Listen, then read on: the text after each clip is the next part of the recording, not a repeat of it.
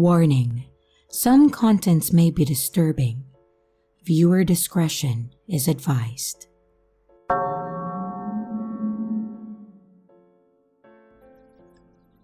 This happened when I moved to Tokyo. I moved there from my home because I got a place at a good college there. I managed to get an apartment close to college and also in a safe area. The best part about that apartment was the fact that it was in a newly built building. I thought that it would be the perfect place to live. But as early as my first night in that place, I knew something was wrong. It was at about 10 p.m. and I had pretty much finished unpacking all of my things. I heard a strange voice, and it sounded like it was coming from inside the apartment.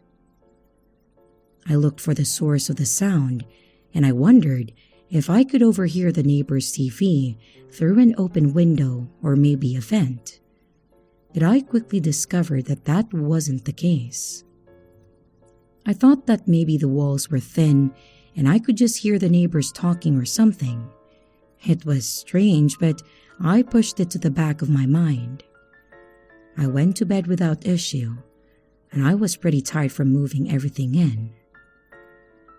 When the following night came, I heard the voice again. I started to think about what might have happened here before I got here. Maybe this was the reason why this place was available. Did something happen here?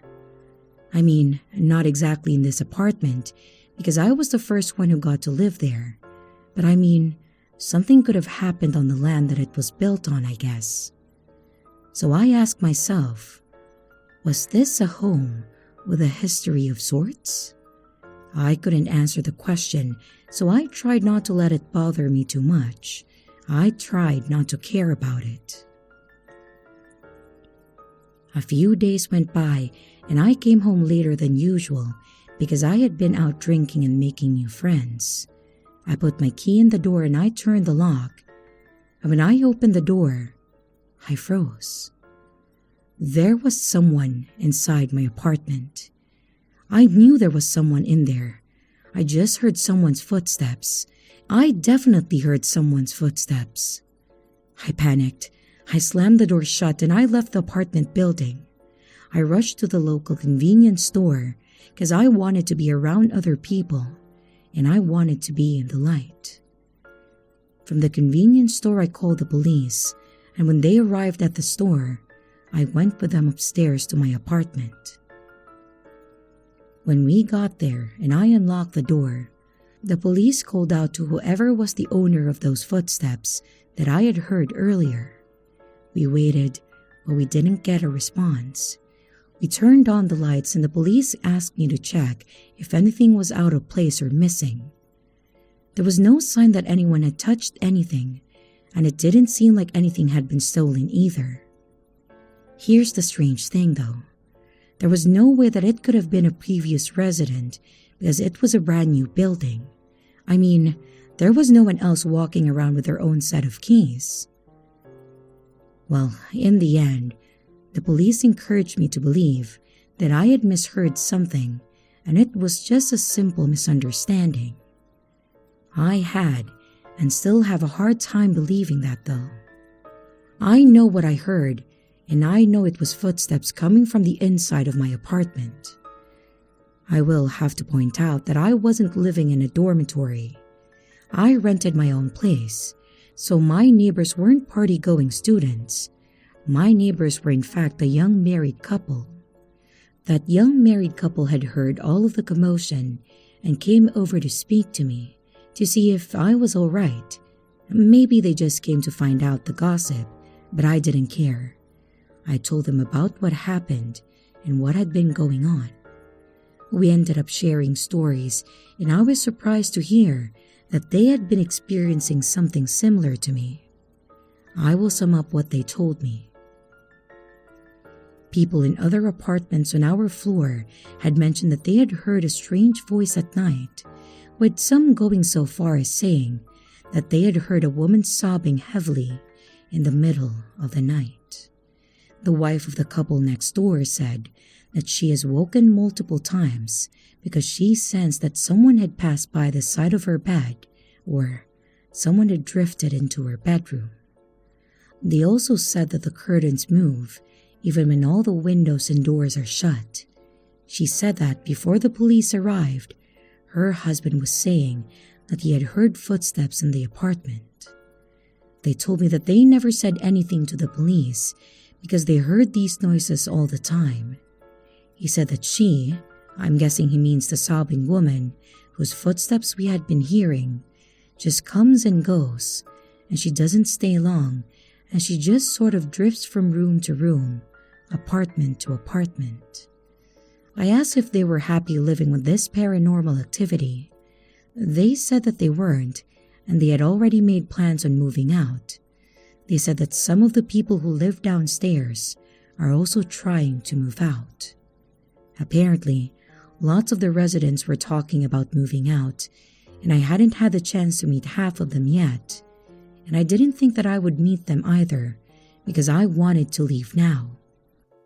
I ended up staying there for about a month more before I found another place in my price range. I had a fair few sleepless nights, but I'm not sure, I don't know. Could it all be mass hysteria? You know when a group of people believe in something enough, they kind of make it real? I doubt that though. The footsteps that I heard firsthand make me doubt that. I completely believed in that apparition when I heard sobbing coming from the other side of my bedroom door one night. It was pretty much the most frightening sound that I could have ever expected to hear in the dead of the night.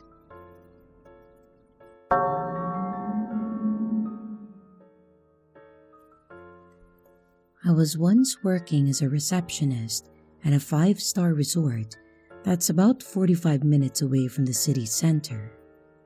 Everyone who has worked in tourism or hospitality knows that there are certain periods during the year where it's busier than usual, for example, peak season. And this incident happened during peak season. The resort was overbooked and guests were checking into their rooms one after another at the reception counter. I was almost done checking in this nice lovely couple when I saw this family of 5 standing behind them and tried to finish up the whole check-in process so that I could assist the family that was next in line. You must be thinking that when I said family of 5, it's the parents and 3 kids, right? But it's actually 2 kids, 1 elderly woman who, at that time, I assume was either the husband or the wife's mother. Now, the resort's policy was to get the details of every guest that were staying in the resort, and it is for a good reason: safety. It's the same reason that all airlines are doing when they obtain their passengers' info. So, I told the husband that we needed everyone's details, and he just said, "Sure, no problem." And of course, I was expecting 5 names on the registration form. By the time that I realized that there were only 4 names, the family were already at the concierge area to pick up their luggage and then left to go to their rooms.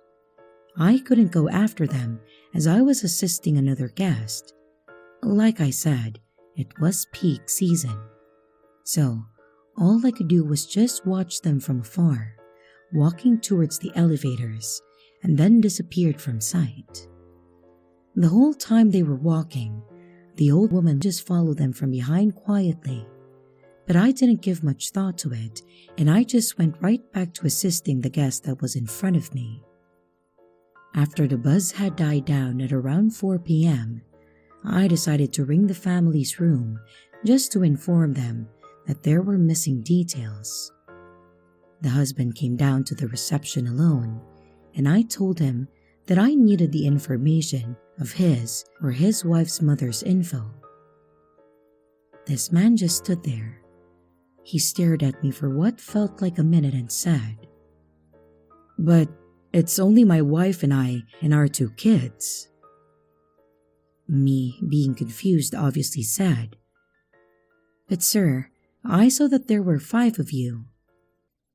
At this point, I thought he was lying to avoid paying for a third-person charge for one of the rooms. They got 2 rooms, and one room has only enough amenities for 2 persons. Same goes for the buffet breakfast that's included. He took another minute and asked me what did this elderly woman look like, to which I explained that she had gray hair and it was short, like a bob haircut. I also told him that she was wearing this red cheongsam shirt, and right as I told him that, he quickly took his phone out, frantically scrolled for a few seconds, and then showed me a picture of this same woman in the same clothes lying in a closed coffin that had a clear glass cover so you could still look inside. I just nodded slightly, and he said that it's his mother. She died unexpectedly a few months ago, and I was, to no surprise, too shocked to say anything at this point. But somehow, I managed to mutter the words, I'm so sorry for your loss, sir, and I am so sorry about this." He just said that it was okay, gave me a small smile, and then left without saying anything. When they checked out 2 days later, we just pretended like the whole thing never happened. Luckily enough, the elderly woman was not there. And I still get goosebumps just thinking about it, till this day.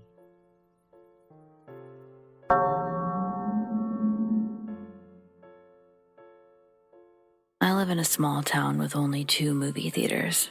One is the regular variety, while the other solely plays classics, which in this case just means anything made before 1980. It only stays in business because there's nothing else to do around here, and because they made the building into a historical landmark. I'm not sure what it was originally, but it became a theater in 1951, and it's looked the exact same ever since. Been owned by the same family, too.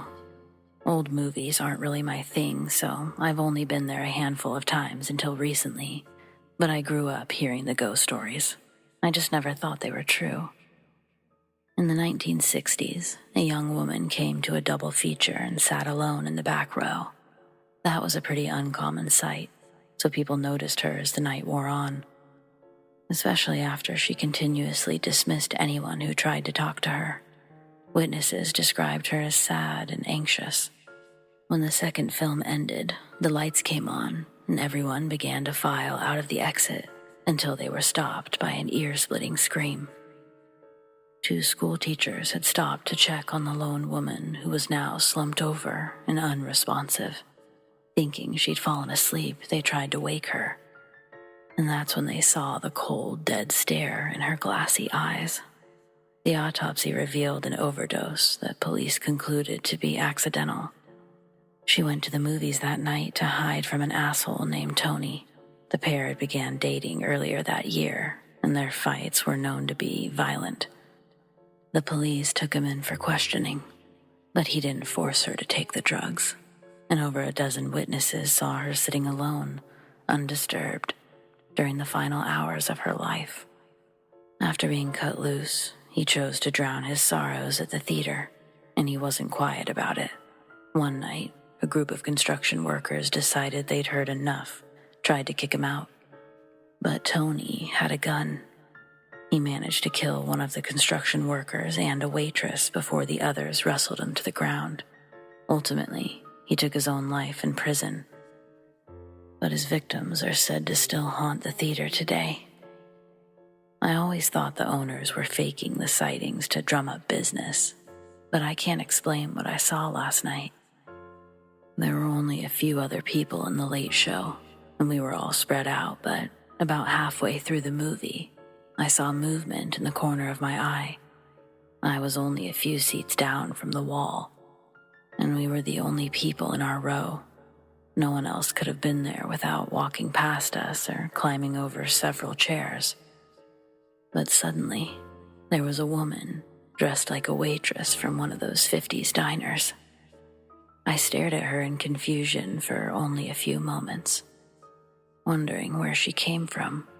Before she turned to face me, I saw that half of her head was missing. I jumped out of my seat with a muffled yelp, scared my date half to death. But when I tried to point at the waitress, no one was there. The rest of our row was empty once again, and I was left looking like a lunatic. In my panic, I began describing a rabid beast of a rat, but I only made a bigger fool of myself. Regardless, the one thing I do know for sure is that I'm never going back to that theater again. No thanks.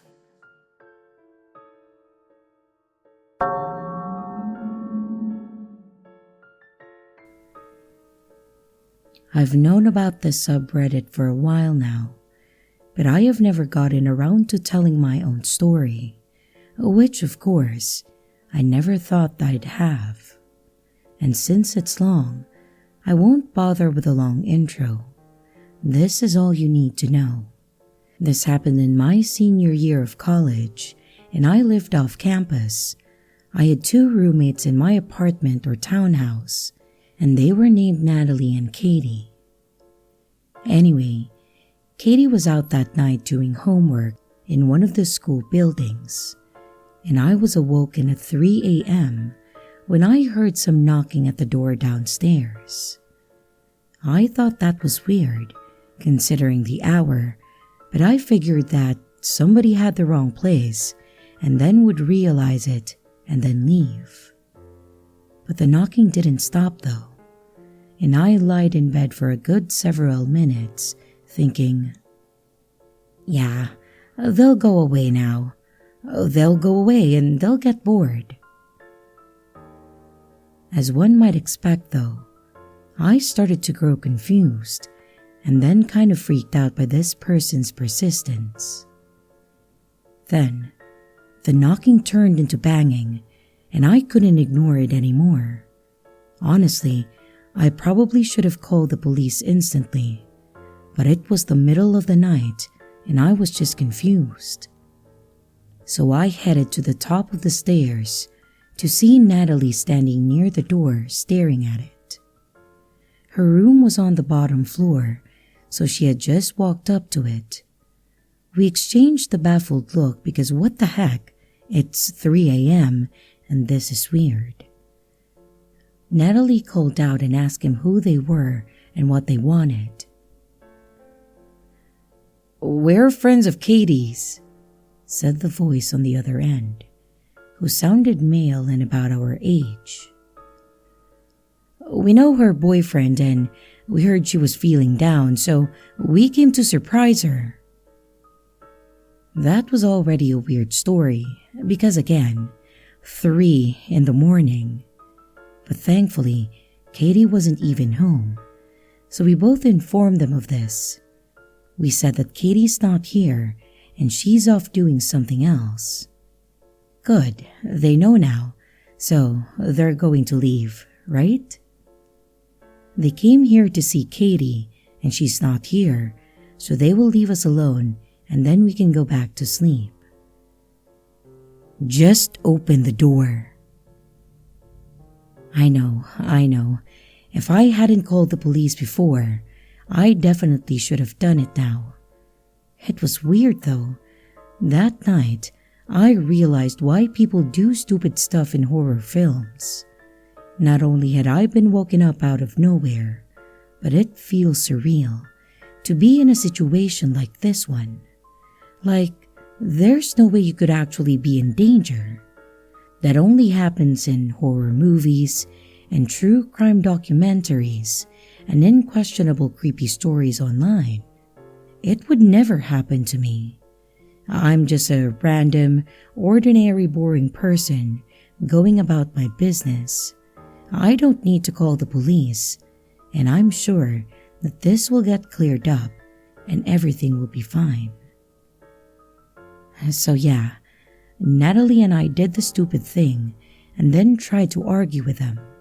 We told them again that Katie wasn't here, so there was no need for them to stay. Eventually, Natalie asked what their names were. Throughout the encounter, We made out two distinct voices, but only one gave us a name. And I texted Katie without telling him, asking if she was friends with someone with that name. And after a couple of minutes, during which we were still arguing with a stranger, Katie replied, "I am, but I don't think she knows where I live." That wasn't good, but even worse, she? The person on the other door had a male voice. So this was a real name, but not the real person. Whoever this was knew stuff about Katie, like who she hung out with. I told Katie to stay where she was and not come back until we told her everything was okay. And finally, we told the guys that if they didn't leave, we were going to call the police. No. Don't call the police. Don't call the police, okay? If we wanted to do something bad, we already would have done it, right? Yeah, that last bit wasn't helping their case. And then they added, "Just open the door, okay?" The attempts at reasoning with them basically devolved into them just telling us, "Just open the door. Come on, just open the door." Over and over again, until we finally did call the police. We hid in Natalie's room and then dialed 911 and explained what was going on. Thankfully, there was a police station close by, so it wouldn't take long for them to arrive. Unfortunately, I made the mistake of heading back into the living room and yelling through the door that we call the cops. But contrary to what you might think, that actually didn't seem to scare them at all. They seemed only mildly upset and then kept arguing. And to this day, I can only assume that they just didn't believe us or something.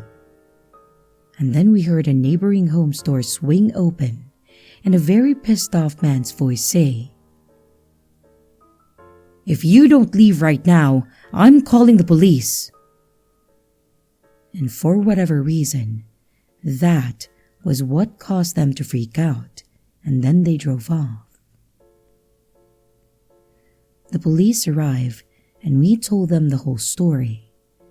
Natalie revealed that a couple of times, she had just barely peeked through the blinds of a window close to our front door, and she noted that there were two guys, but only one of them was ever at the door at any given time. They would switch, with one at the door and the other sitting in the driver's seat of the car parked out front, presumably for getaway purposes. So, yeah, that's reassuring.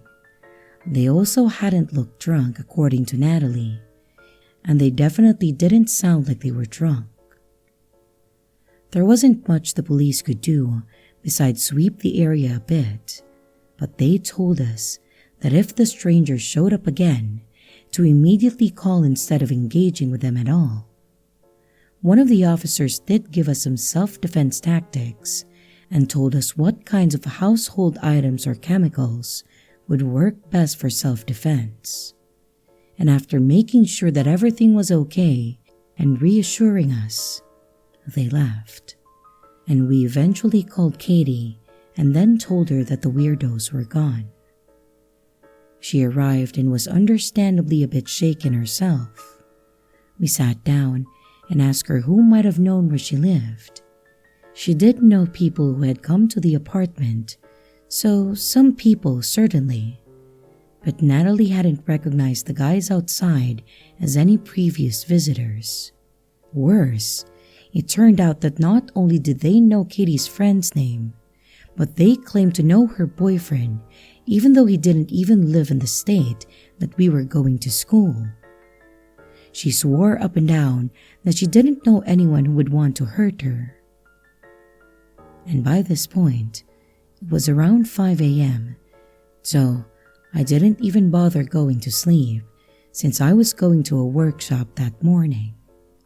I told a lot of my classmates the story and it freaked them out too. And the entire day, Natalie and I jumped at every unexpected noise, every shadow, every random movement. And that night, it was hard to sleep. I expected to hear knocking at the door at any second. Thankfully, they didn't come back, ever. But that makes things more unsettling. In a way, I will never ever know what they wanted that night. Did they think we were hiding Katie? Was she seeing less than savory people in secret? Did they want to hurt her? If they did, why did they never give up and go looking for her elsewhere? Was all of that just an excuse to get into an apartment of young women? Did they want to kidnap us, hurt us, maybe rob us? Who knows? I try not to let it bother me, but I wish I knew if my life was in danger that night. I have the feeling that it might have been. After all, they weren't wearing face coverings, so if they wanted to commit a violent crime, they might want to get rid of witnesses. But despite how much I wish I knew. So yeah, random strange men who insisted that we let them inside for unknown reasons. Let's not meet.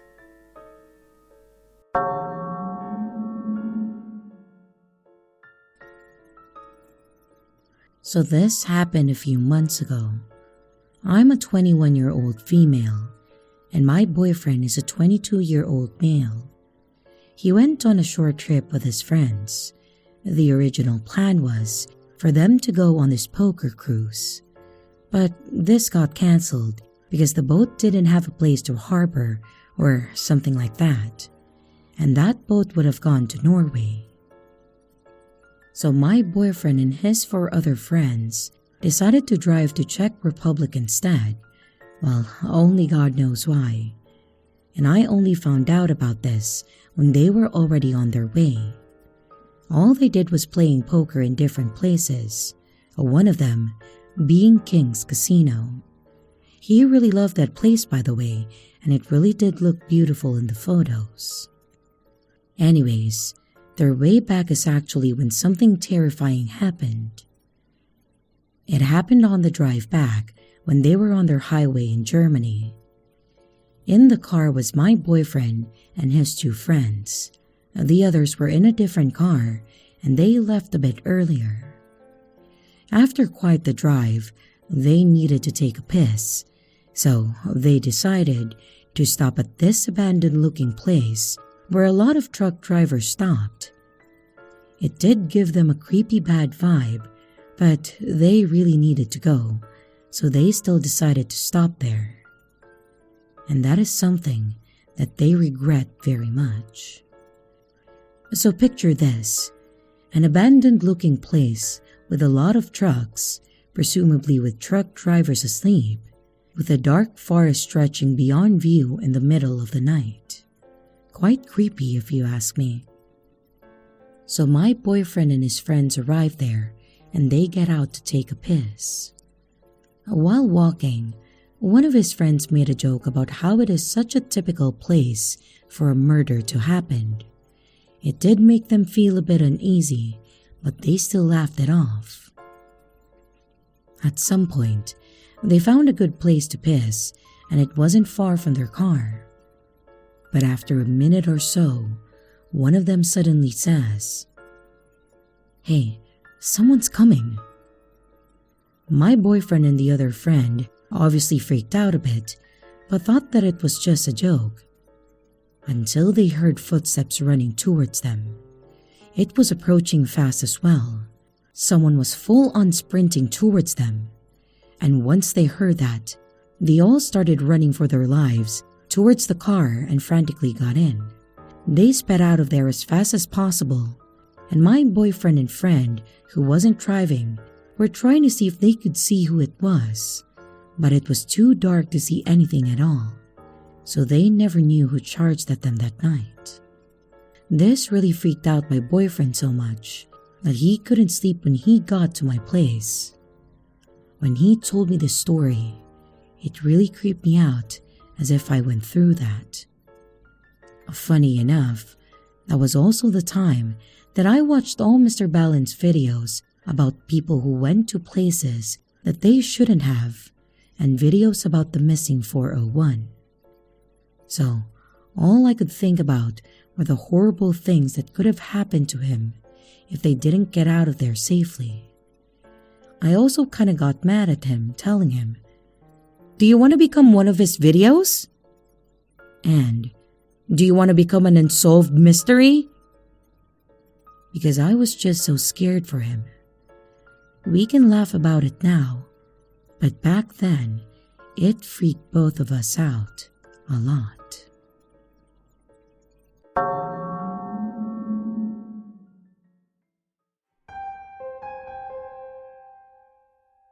Am I safe in my own house?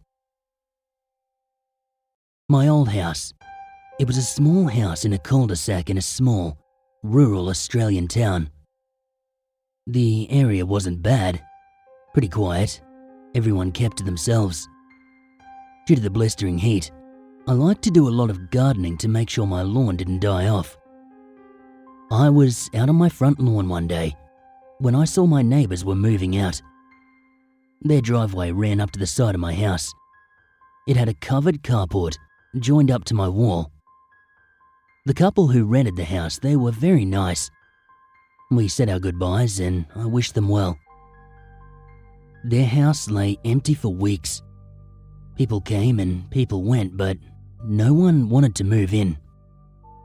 Then one day, I was fixing the Reddick, sprinklers for non-Aussies, when a car drove into the neighbourhood. Two women in their late 50s got out of the front seats and helped a frail-looking woman of the same age from the back seat. The frail-looking woman was ushered into the house, and one of the women got a cat from the back seat. One of them called to the lady inside, "The keys are on the side here, Rose." They closed the door and got back in the car. They saw me but ignored me as I made an attempt to say hello. They backed out of the driveway and they drove off as fast as they could. A little bit later, they returned in two separate cars. One was driving a small, blue European car, and the other was in the same car as earlier. The blue car drove up the driveway and stopped under the carport. The lady driving it got out, left the keys on the doormat, and left, making sure to padlock the waist-height metal gates on her way out. She got in the car and they left again. I looked at the car and I saw it was full of clothes and a couple of cardboard boxes marked personal. A couple of weeks went by and everything was going as normal. I didn't see much of the lady next door. Her cat was wandering around the street. It was healthy and friendly. One day, I heard the gates opening and I saw that blue car reversing out of the driveway. A few hours later, she returned with groceries. Well, at least she is a functioning person. I was worried when I hadn't seen her since she moved in. I said to my wife. Life carried on pretty much as normal. Nothing remarkable happened. We were all just keeping to ourselves as normal, except for a wave and a hello every time we saw a neighbour in the street. One Tuesday, I was taking the rubbish out. I noticed that every house had their bins out for collection, but those of the new neighbour, they were still next to her house. I wandered over to let her know so she wouldn't have to wait another week. All of the lights were off, but her car was inside. The gate was locked, so I couldn't get to the front door to knock without hopping over. I wasn't that desperate to tell her that I'd trespassed, so I just left it. If she'd chain locked the gates, she obviously didn't want to be disturbed.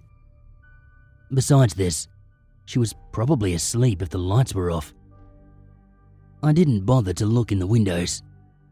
I walked back down the driveway when I had an eerie feeling. like someone with ill intent was standing directly behind me. I quickly turned to see that old lady staring at me from the darkness of her living room window. Hi. It's bin day tomorrow. I just came over to let you know. Every Wednesday morning. She continued to stare at me, unflinching. I shrugged to myself and I walked back to my home. Later that night, I was waiting for my wife to return from work. She's a tiny bundle of beautiful who was born and raised in Hong Kong, but has lived in Australia for the past 10 years. Suddenly, I heard panicked banging on my door. I got up to open the door, and my wife pushed her way in as soon as the door was open. "There's someone out there." A voice. "I think it's a drunk person. He was screaming at me." She was shaking as she told me. Being small, she was afraid of the voice, and she was worried she could not defend herself if she was attacked. What was he saying? I don't know. He was screaming, something about me being Asian, but I didn't understand the rest. I went out to check where the voice was coming from. I couldn't hear anything, so I walked up and down the street to see if I could see anyone.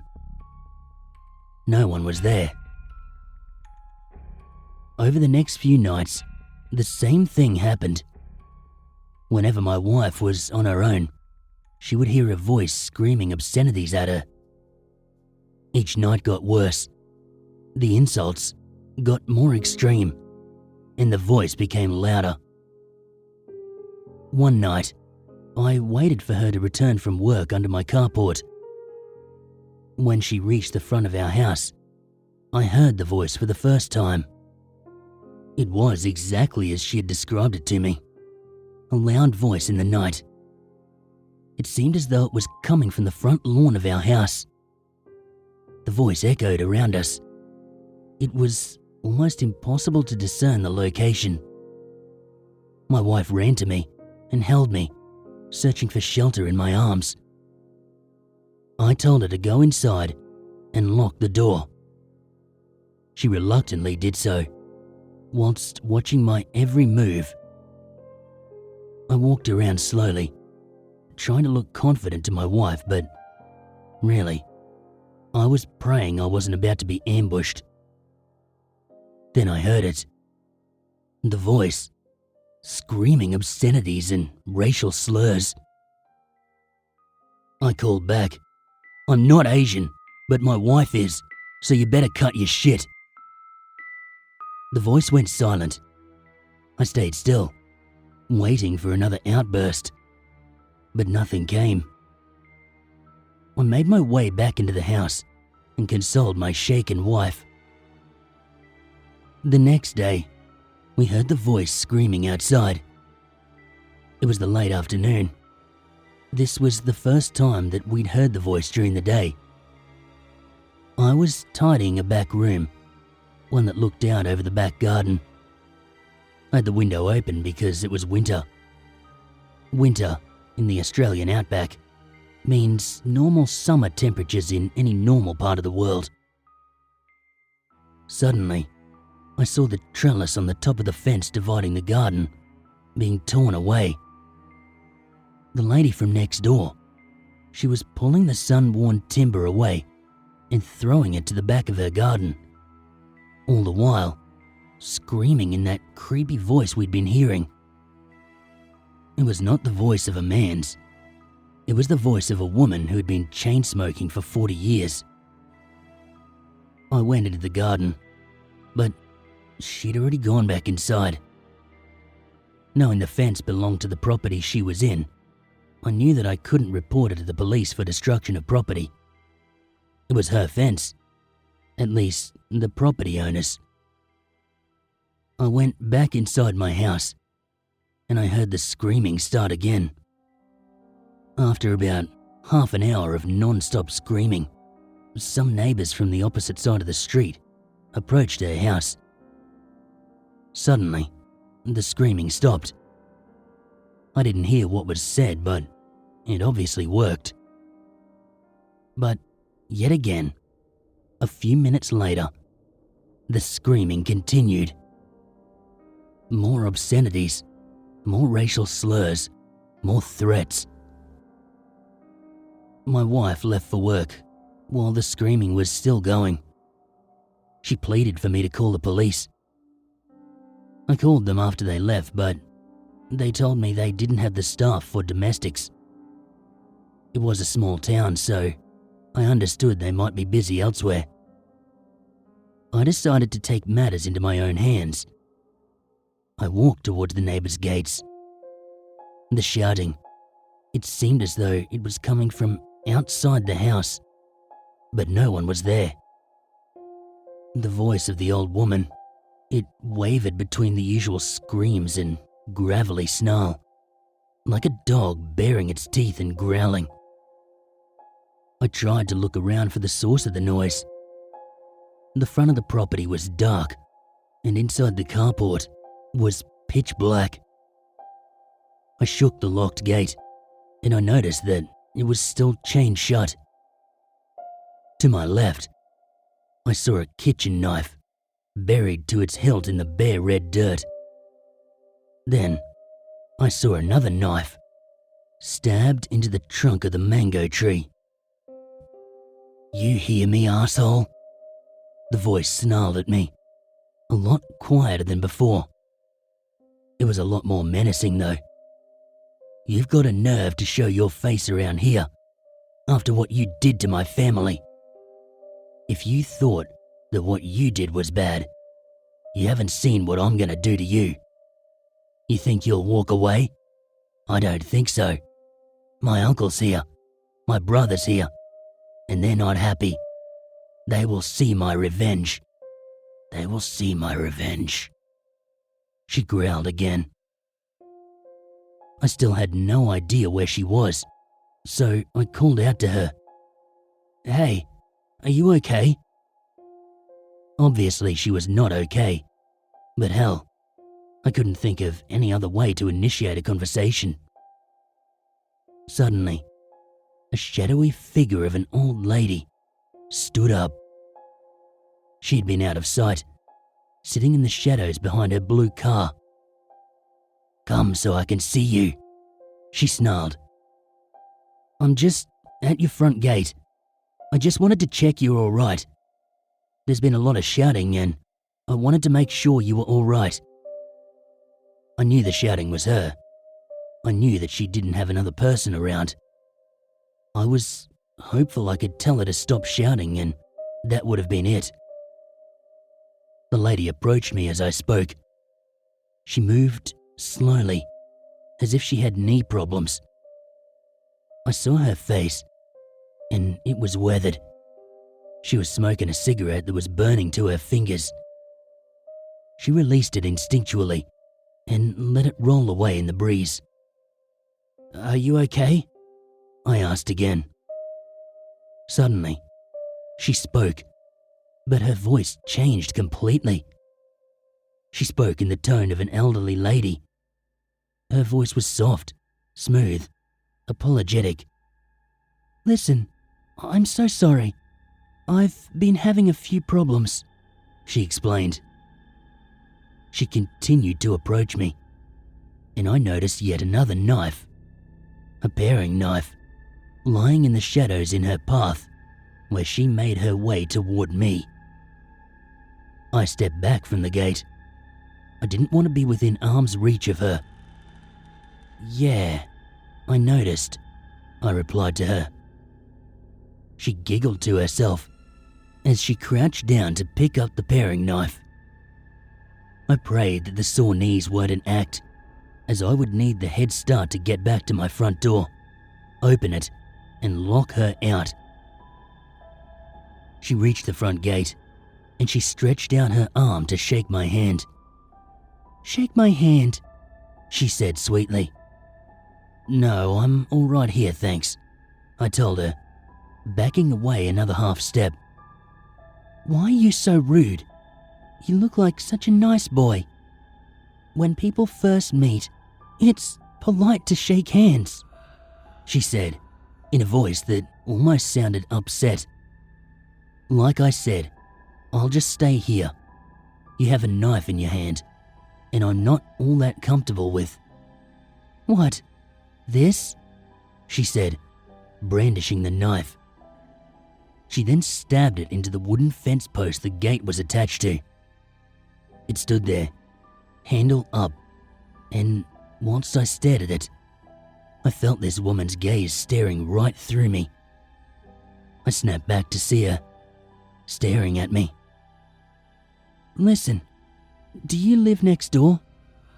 I've been having a bit of trouble. I buried 2 members of my family this week, as you well know. And I'm having a bit of trouble because they are still with me.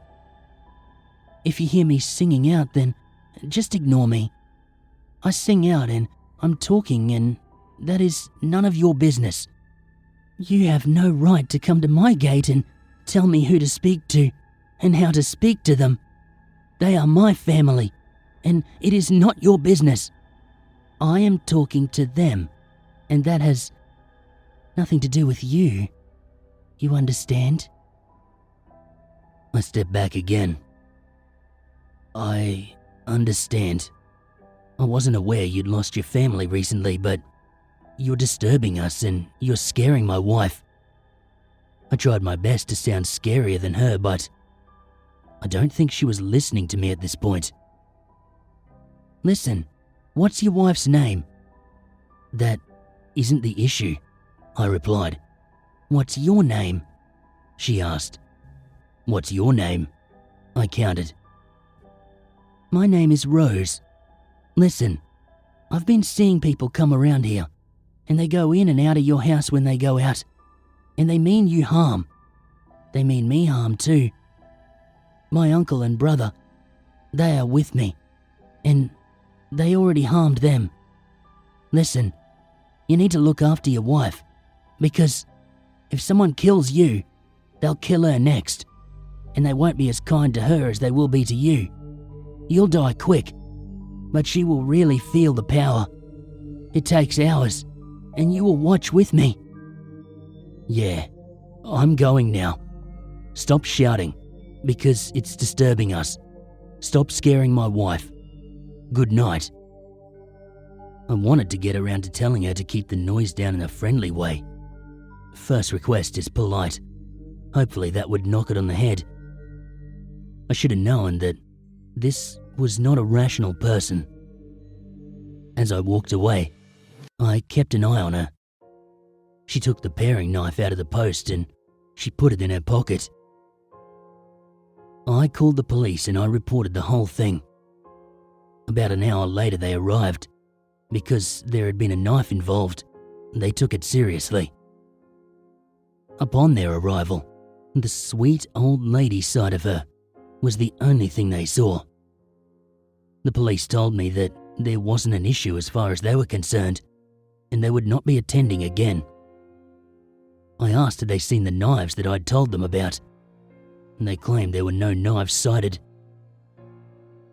The screaming continued every night for hours, sometimes until the early hours of the mornings, sometimes for only a few hours in the evening. I requested for the police to come out every night, but they said they would come if they had a free moment in their patrols. I called all of the letting agents that covered the area, and I found out that someone had bought the house in Rose's name, so she was the owner. I couldn't even make a noise complaint to the letting agent because she owned the place. I called the mental health department at the hospital and was told that because the office was only staffed by one person, they don't do house calls, and they only evaluate people brought in by police. I recorded her screaming on my phone, and I took it to the police the next morning, who said they couldn't do anything. I told them I literally feared for the lives of my wife and myself. They said that they couldn't detain her for a mental health evaluation until she'd committed a crime, like stabbing us perhaps. I asked if anyone else had complained, and she said that mine weren't the only complaints, but that everyone else had been given the same answer. A pair of cops came around off their own backs and they witnessed firsthand the screaming and the knives stabbed in the ground around the property. They warned me to stay away from her, but said there was nothing they could do, as stabbing a knife into your own garden is not a crime. They did ask her to keep it down, and she turned into the sweet old lady again. A month of her screaming, my wife and I arranged to move to a different house. On our last day, she started to talk to me from her gate as I packed the truck. "You are in a lot of trouble, you know. You two are in a lot of danger now. You do not appreciate the trouble you are causing. You should not be leaving me. You should not leave me. You hear me? You will carry my burden. You will carry it with you. Because when they come for me, I will point them straight at you." Move over, Ivan Milat. There's a new psycho in town.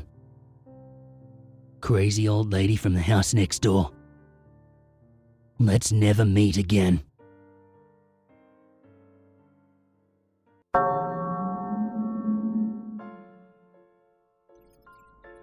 I grew up in a very small town in Metro Detroit. I'm a female, and back in 2006, when I was 16, I would take my family dog for a walk every day. He was a Portuguese water dog, and often people would stop and ask what type of dog he was. For this particular time, an older man, probably late 40s, early 50s, and, of course, a white van, pulled up next to me and asked what type of dog he was. I kindly told him, "Oh, he's a Portuguese water dog." Not at all surprised by the question, but then he proceeded to try to converse in small talk. As I would answer, I noticed that he wasn't paying attention to anything that I was saying and was almost undressing me with his eyes. He had a look in his eyes, almost like he was getting ready to pounce. I don't know how else to explain it, but to this day, no one has ever looked at me like that. That's when alarm bells went off to get the hell away from him. I literally turned around mid-sentence and started quickly walking into the park that was directly to my left side, and I knew he wouldn't be able to follow me unless he got out of his van. As I was walking away from him, he shouted, "Hey, where are you going?" But I pretended to not hear him. My mom ingrained in my head to always trust my gut, and if something seems wrong, it probably is. Something about this guy really creeped me out, and I still can't forget the look he gave me. I've tried searching for kidnappers or maybe serial killers who drove white vans in 2006 in Oakland County, Michigan, but I still haven't found anything. I often think about what could have happened if I would have fallen into the whole idea of always being polite that women are forced to think. Let this be a reminder to parents to tell your daughters that it's okay to be rude if something doesn't feel right. Trust your gut and stay alive. And here's the riddle for this video.